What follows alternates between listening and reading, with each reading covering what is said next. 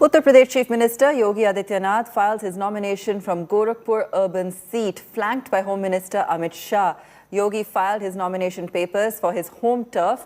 He had a packed day with several temple stops, a havan and a special puja at the Gorakhnath temple. Home Minister Amit Shah accompanied UP CM. The two shared a stage where they both showered each other with praises. Yogi had been the MP from Gorakhpur Lok Sabha seat since 1998 before he became the Chief Minister in 2017. This is the very first time Gorakhpur Mutt head priest and UP CM Yogi Adityanath are running for MLA. Meanwhile, UP CM is being challenged by Dalit leader Chandrasekhar Azad Ravan on his home turf. Bhim Army Chief Chandrasekhar Azad will be taking on the UP CM from the same Gorakhpur urban seat in the UP polls. 2019 में आदरणीय प्रधानमंत्री जी के नेतृत्व में देश के गृह मंत्री के रूप में आपने अपनी जब पारी प्रारंभ की तो उस पारी के रूप में पहली सौगात दी थी और वह सौगात थी कश्मीर से धारा 370 को सदैव के लिए समाप्त करके देश से आतंकवाद का नामो निशान मिटाने का। और दूसरा जो कार्य है 500 वर्षों के इस इंतजार को, जिसमें हम लोगों की सैकड़ों पीढ़ियां खप गई थी, अयोध्या में श्री राम जन्मभूमि पर भगवान राम के भव्य मंदिर के निर्माण का आज आपका गोरखपुर में इस आयोजन में आपका सानिध्य प्राप्त हो रहा है। मैं इस अवसर पर उत्तर प्रदेश के कार्यकर्ताओं के साथ ही गोरखपुर के इन सभी कार्यकर्ताओं की ओर से देश के यशस्वी गृह और सहकारिता मंत्री माननीय अमित शाह जी का हृदय से स्वागत करता हूं, अभिनंदन करता हूं। माननीय अमित शाह जी ने जब 2013 में इस दायित्व का निर्वहन किया तो 2014 में भारतीय जनता पार्टी ने अभूतपूर्व सफलता प्राप्त की। देश के भारतीय जनता पार्टी के राष्ट्रीय अध्यक्ष के रूप में 2017 में भारतीय जनता पार्टी को 3/4 से अधिक सीट उत्तर प्रदेश विधानसभा की दिलवा करके उस समय अपने कुशल संगठन क्षमता और भारतीय जनता पार्टी की ताकत का एहसास अपने राजनीतिक विरोधियों को कराया था। और 2019 में राष्ट्रीय अध्यक्ष के रूप में जब उत्तर प्रदेश के अंदर एक महागठबंधन बना था, देश और दुनिया के तमाम जितने भी राजनीतिक विश्लेषक थे वे सभी इस बात को मानते थे कि अब तो भारतीय जनता पार्टी का क्या होगा यूपी में। और तब भी माननीय अमित शाह जी कहते थे कि उत्तर प्रदेश में भारतीय जनता पार्टी 64 से 65 सीट से कम नहीं जीतेगी।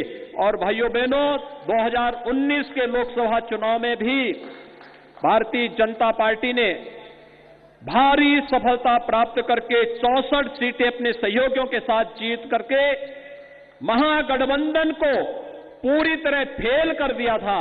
भाइयों बहनों, उत्तर प्रदेश में 5 वर्षों के दौरान भारतीय जनता पार्टी की डबल इंजन की सरकार ने आदरणीय प्रधानमंत्री जी के मार्गदर्शन और उनके नेतृत्व में जीवन के प्रत्येक क्षेत्र में जन अपेक्षाओं पर खरा उतरने का प्रयास किया।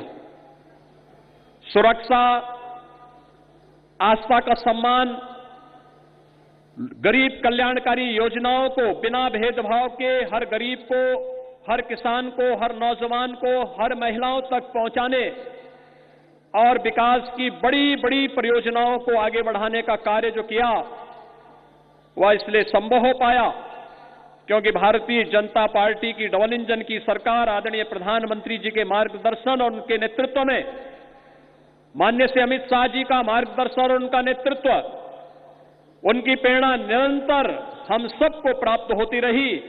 और आज उसका परिणाम है उत्तर प्रदेश और देश के अंदर भारतीय जनता पार्टी नेतृत्व के बारे में भारतीय जनता पार्टी की सरकारों के बारे में कोई भी व्यक्ति एक नकारात्मक टिप्पणी नहीं कर सकता।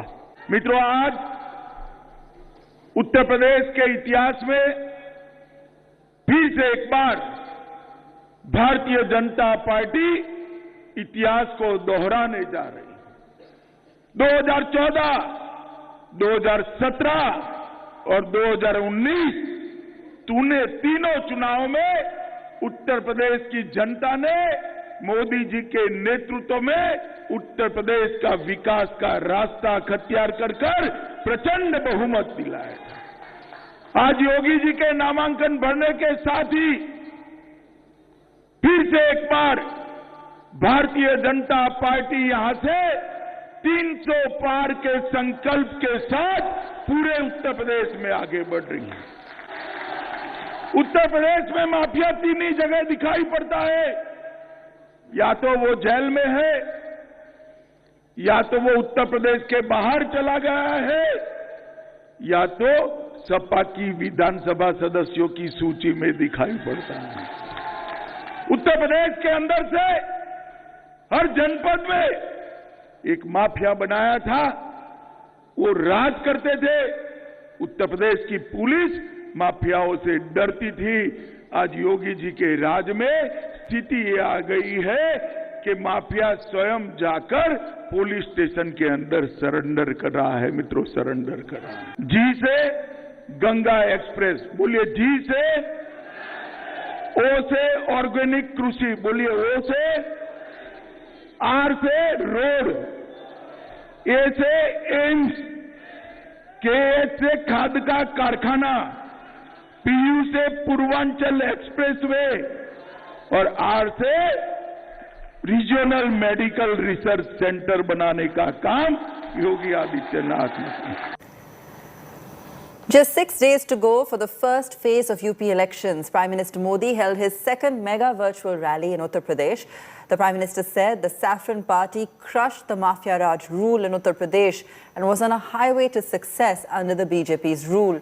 Prime Minister Modi also slammed Samajwadi Party chief Akhilesh Yadav with the fake Samajwadi jibe. Listen in.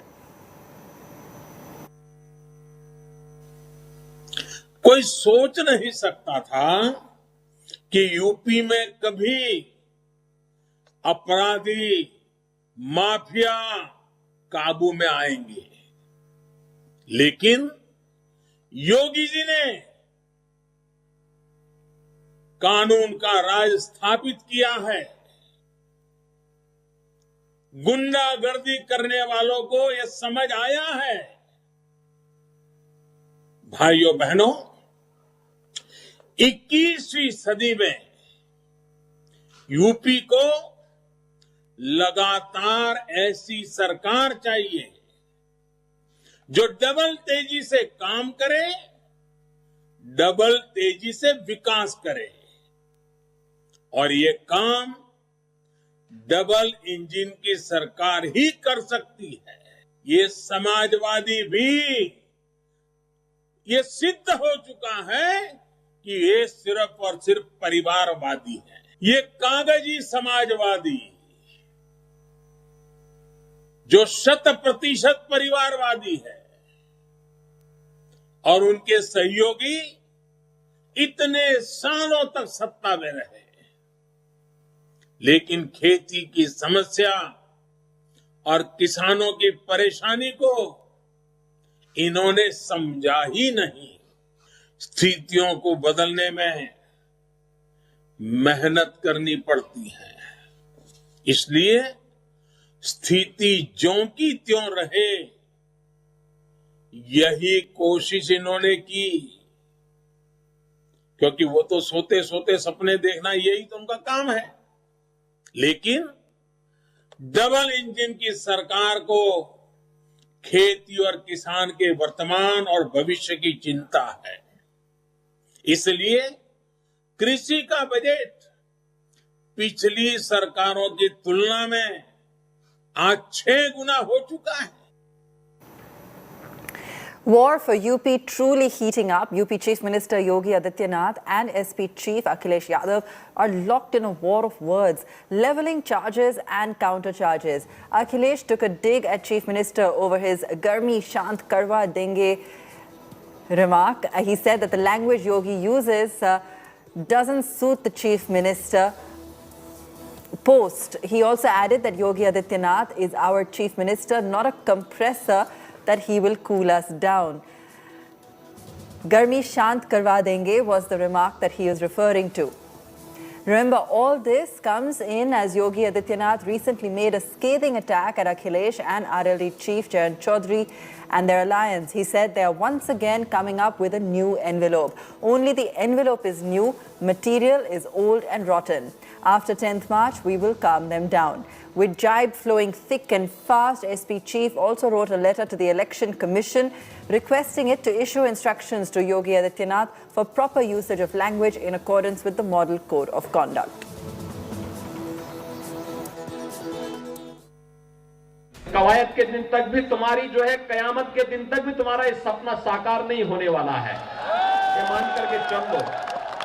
लेकिन ये देख लो 10 मार्च के बाद ये पूरी गर्मी शांत करवा देंगे। वो हमारे मुख्यमंत्री हैं, वो कोई कंप्रेसर थोड़ी है कि हमें ठंडा कर देंगे। हमारे बहुत सारे लोग हैं, जानते होंगे, फ्रिज में ठंडी चीज रखने के लिए कंप्रेसर होता है। कंप्रेसर खराब हो जाए तो क्या मुख्यमंत्री जी हमारे कंप्रेसर हैं? Now, a day after the attack on AIMIM chief Asauddin Owaisi's car in Uttar Pradesh ahead of polls, the centre has decided to provide him Z-category security by commandos of the CRPF. His Muzaffarnagar campaign has also been called off. The attack prompted prayers and protests. Special prayers were held for Owaisi's well-being in his constituency, Hyderabad. Security was being beefed up at the iconic Charminar as AIMIM hit the streets condemning the attack on their leader. The incident has also created a political storm.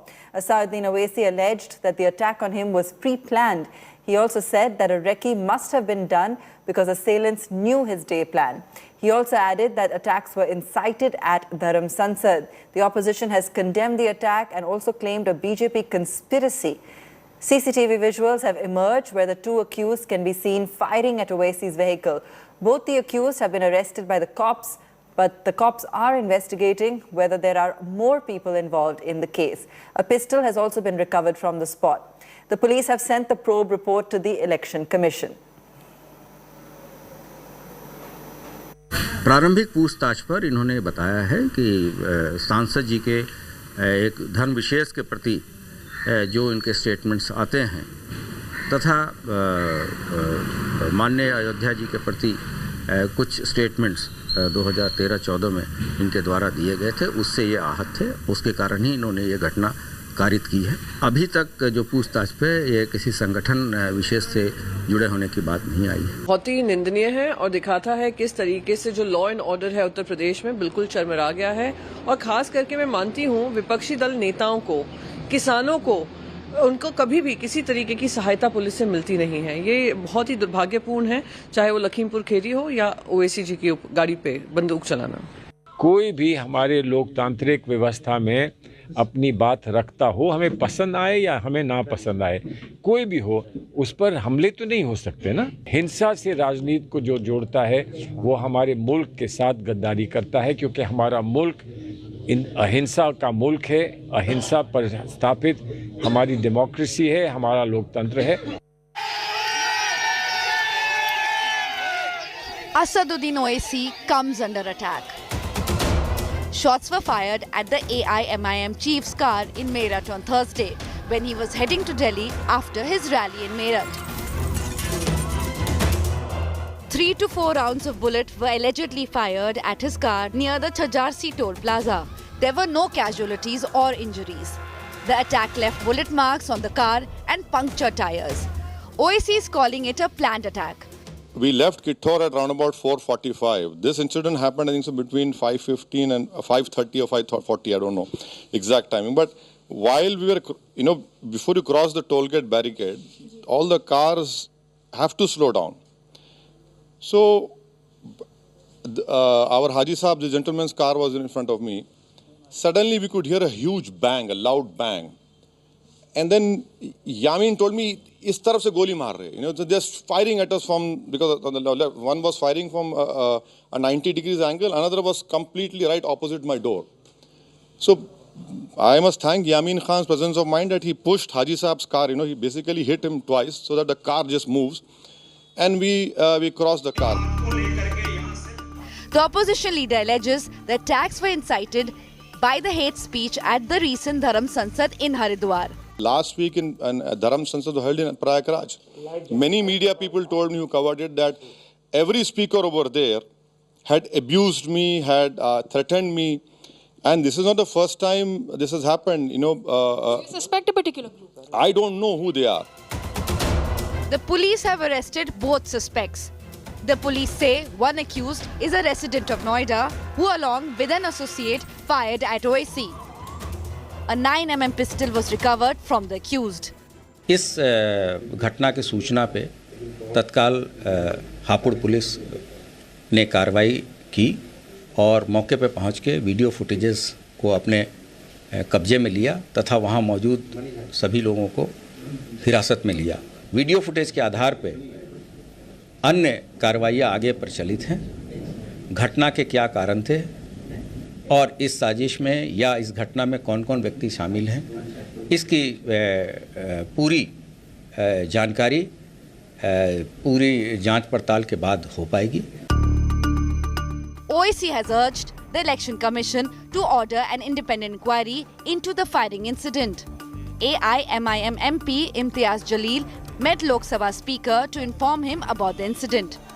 Meanwhile, Samajwadi Party has condemned the attack and called for strict action against those responsible.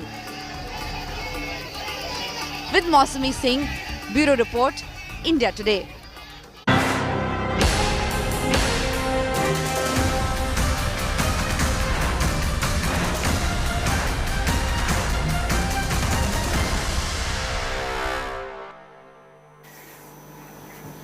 Now, just days before the Punjab Assembly elections, the Enforcement Directorate arrested Punjab Chief Minister Charanjit Singh Channi's nephew, Bhupinder Singh Honey, under money laundering charges in the illegal sand mining case. The arrest took place last night after ED officials grilled Bhupinder Honey for over 8 hours. 7.9 crore rupees was seized from Bhupinder's place and 2 crore rupees was seized from his associate Sandeep Kumar's premises. Bhupinder Singh is likely to be produced before a special court in Mohali today. Investigations by the ED revealed that Bhupinder Singh, Kudratdeep Singh and Sandeep Kumar are directors of Providers Overseas Services Private Limited. All three are being investigated for money laundering charges around the illegal sand mining racket. Meanwhile, referring to the ED as the Election Department, Congress spokesperson and General Secretary Randeep Singh Surjewala took to Twitter and made scathing attacks against the BJP.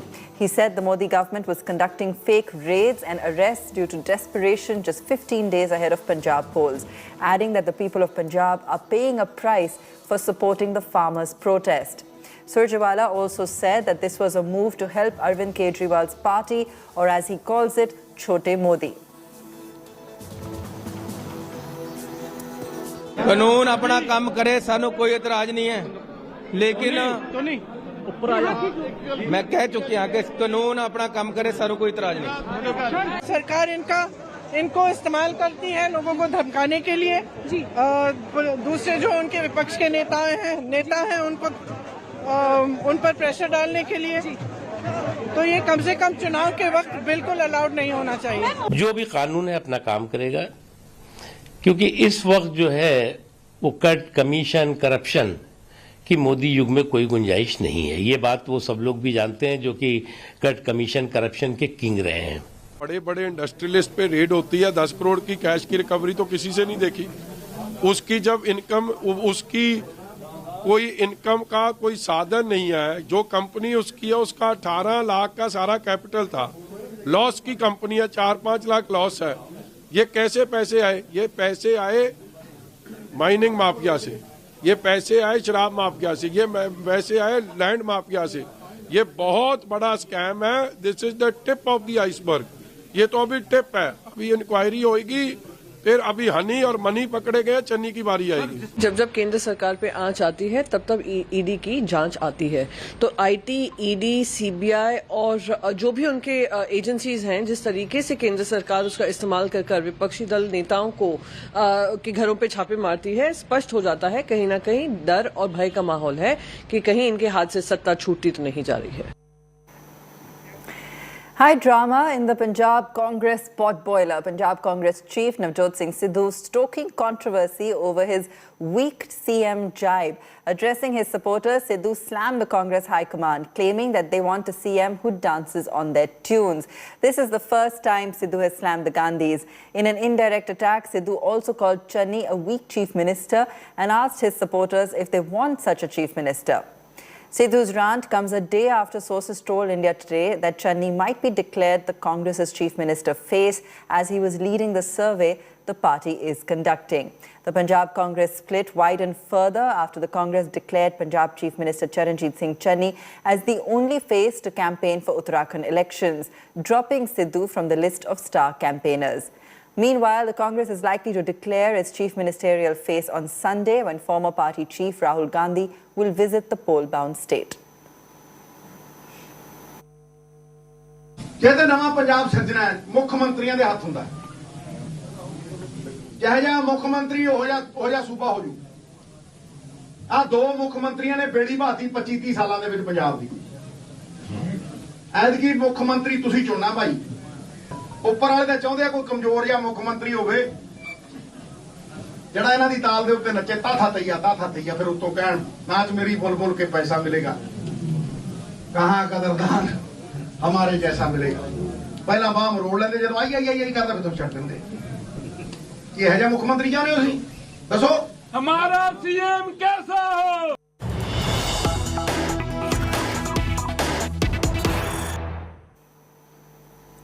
The Sidhu versus Channi war is now out in the open like never before. 48 hours before Congress declares a chief minister face in Punjab, Sidhu's most direct attack on Charanjit Singh Channi. The war of Sardars goes completely nuclear. Sidhu accuses Channi of having links with the sand mafia. Sidhu says people of Punjab will decide whether they want an honest man or a man with criminal links as their chief minister. That's the latest commentary coming in the war of the Sardars, the most direct attack coming in on Channi, and this is just, very, very close to 48 hours before the Congress declares its chief minister face, and completely nuclear now, this entire situation, with Sidhu accusing Channi of having links with the sand mafia.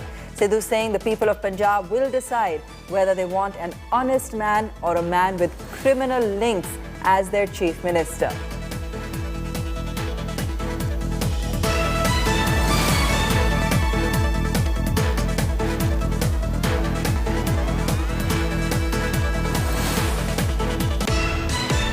साडे water saturation well किथे ने अज किसी को technology है नहीं इस करके अगर इस माफिए नूं असीं मार सके और कोई प्लान दे सके तो लोग वोट पाउण नहीं तो फिर मैं तुहानूं गारंटी दे देना जे उत्ते ईमानदार बंदा ना बैठिया और उत्ते लागू करन दे रोड मैप वाला बंदा ना बैठिया तो फिर यही होऊ। Shiromani Akali Dal leader Bikram Singh Majithia's wife, Janeef Kaur, speaks exclusively to India Today about her maiden election campaign. Listen in. In 2017, when Shiromani Akali Dal got 15 seats, he won by a large margin. In fact, he got 65,000 votes or so, which is Aam Aadmi Party and the Congress put together. And this time around, you are going to be the face. How does that kind of feel? How are you going to take the family legacy forward? A lot of people will question, this is about Parivarwad, this may be about, of the family keeping the power to themselves. Do you question that within family politics? Is that a discussion between all of you? Well, it's more, I think for him it was more like it's his family and you don't leave your family. You don't just discard your family. You look after them and you nurture them. And since... But were you on board as far as the decision was concerned? Because a lot of people telling you, our first interaction, you told that you actually thought he was joking when he told you that. I did think he was joking when he told me that, but when I realized he wasn't, obviously, you know, whatever he decided, I stood by him because, I mean, I've always stood by him. And anything he decides, I know it'll be for his and my benefit. We are in it together. So what we see inside your house is a lot of art, and since you're associated with Christie's, do tell us about that. From going from the art to the field of politics, it's quite a varied... Well, I'm not really going from the field of art into the field of politics. I'm going from the field of family to the field of politics. I've been, for the last 10 years, I've just been with the family. And that's all I've done, look after my children. It's just been about my husband and my children. And now it's going to be about your constituency. Now it's going to be the extended family of his other family of his constituents. And so it'll be the children and the constituents and him and me.